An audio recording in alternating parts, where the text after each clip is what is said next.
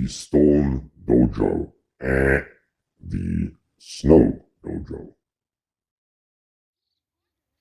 Hello again, friends. I hope you're all staying safe out there. It's a freezing cold day here in the Meerkat Magic Valley Reserve, and beautiful full moon tonight up here at the Stone Dojo.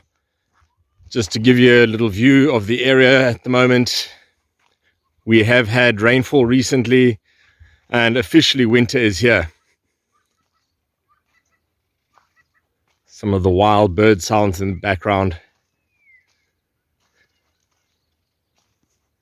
So, because of this, we have the first thick snowfall on the Great Black Mountain Range, die Groot Swartberge, up to the north of the Little Karoo. So, I like to say this is not the Stone Dojo now, it is the Snow Dojo. So, the only one in the world of its kind, right here. As you can see, that's a very thick blanket of snow.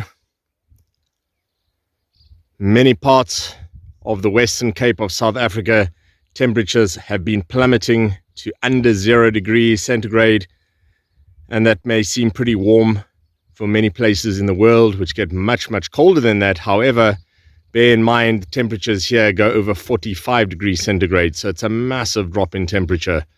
If you imagine 45 degrees variation from what you're used to, that's the great giant sleeping in the mountain, if you have a look there.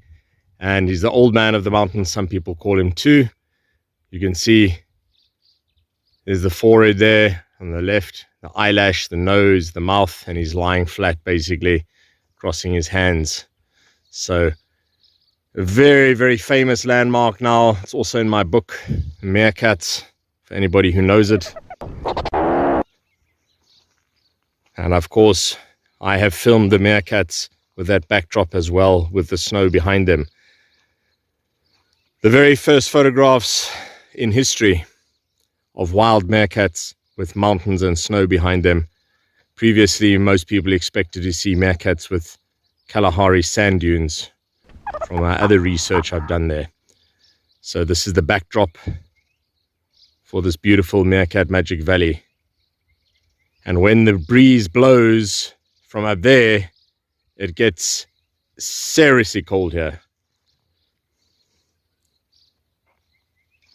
But the meerkats and the mongooses and many of the other inhabitants of the reserve are all sleeping snugly within their burrow systems, which are usually 10 or 15 degrees warmer than the surface is in winter. And then they're like an air conditioning unit in summer, much cooler beneath the ground.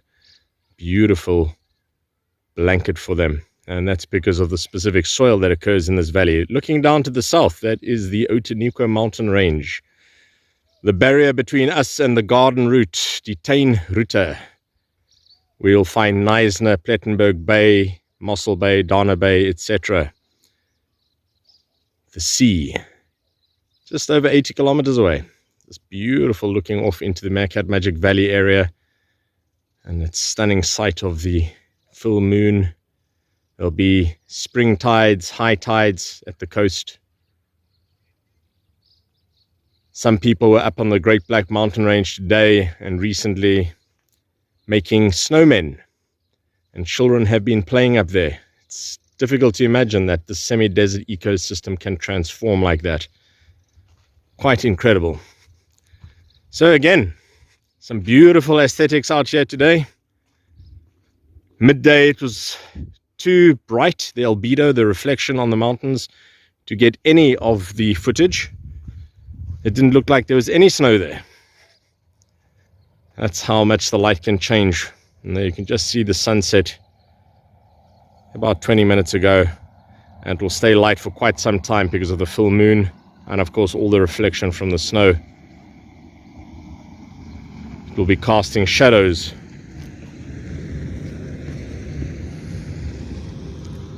People returning home.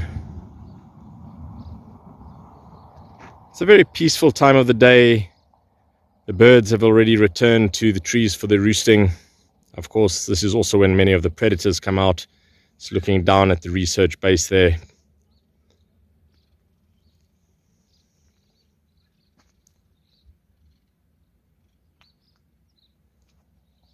And also, while I'm doing a view of the area, that massive boulder that is now in the dam itself has been moving over many, many months now, all the way from one of the entrance gates right off in the distance. It's probably going to take a year or more to get it up here. It weighs hundreds of kilograms. It's extremely slow to move. And of course, that's only using body power, no machinery. The idea is setting objectives that are very challenging, and that's why I've chosen this hill to bring up the rocks and pack them up here, drag them up there. Over there, you can see two others on the way. Suddenly a big spike in traffic. Let's give you a bit of a perspective check here.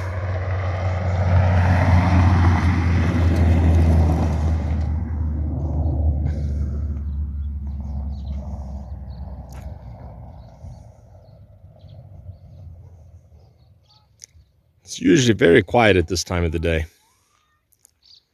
These two boulders are on the way up. They have also traveled that same route all the way from the main gate. It's taken over a year and a half to get them here. Another few months probably to get them to the top of the dojo. Now it's extremely difficult to get them here.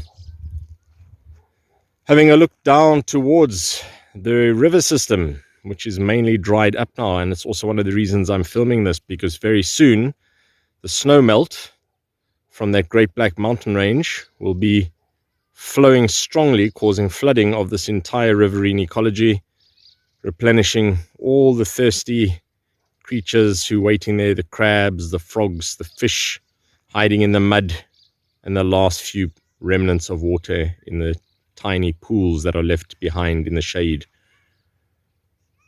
And this is a huge corridor that extends way off into the distance. This is the Wynands Rivier, Wynands River. It's amazing seeing the snow here. It's going to be an extremely cold night.